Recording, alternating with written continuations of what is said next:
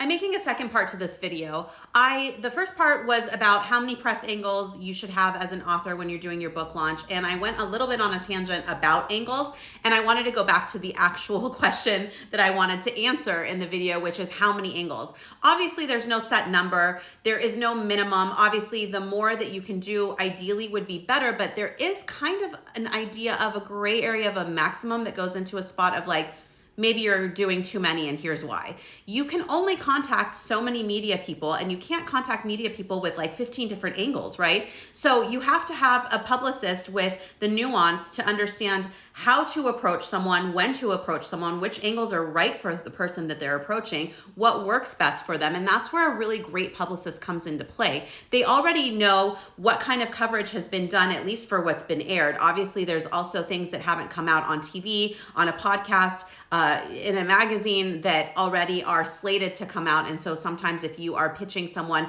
that has already is similar to the content that they've already covered, that's going to be a no, at least for now, right? So there's some parts of it that, like, again, you're not a mind reader, you don't know what's going to happen, but a really great publicist does know where the interest is coming from, with which outlet and which person to go to at the outlet.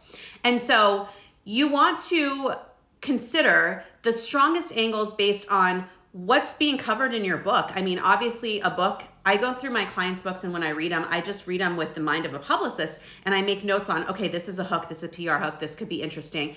And I go for like the most common one that I feel like would be the most, not common, but like the most relatable angle that I can find through the book that would be the most obvious. And then I break it down from there. And based on the interest that I'm getting, I can decide when I hit with a different angle, who I hit with which angle, and how many angles I go to per person. But the main thing that I want to do with this video is warn you that there can be too many angles. If you're going to the same person and they're not showing interest or they're ignoring you, you can't just keep badgering them with a new idea. That will get to a point where they're annoyed and they're not going to work with you. And again, that's why it's important to hire a publicist that has these relationships, because they won't just be ignored. They're going to be told, like, I'm not interested in this person, thanks so much, here's why. But I also want to be really honest and say not everybody always answers. Some people are just busy, and you know which people answer you and which don't. And sometimes there's people that just don't answer because it's a no, at least for now. And you do need to go back to them with a different angle for them to be interested.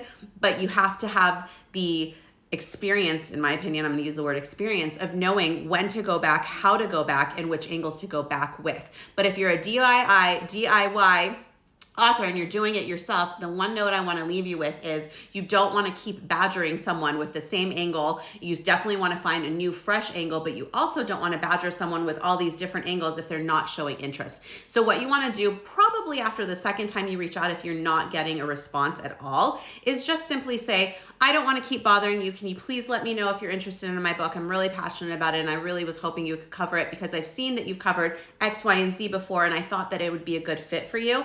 That's a really great way to start a rapport and get a response, and that's a really great PR tip for any future publicists that may be watching this video. I'm always trying to teach whoever might be watching something for this to be useful knowledge, but also, you want to make sure that you hire a publicist that understands how to have these relationships and conversations with the media on your behalf. You don't want someone to be turned off on you because of the team that you've hired to represent you.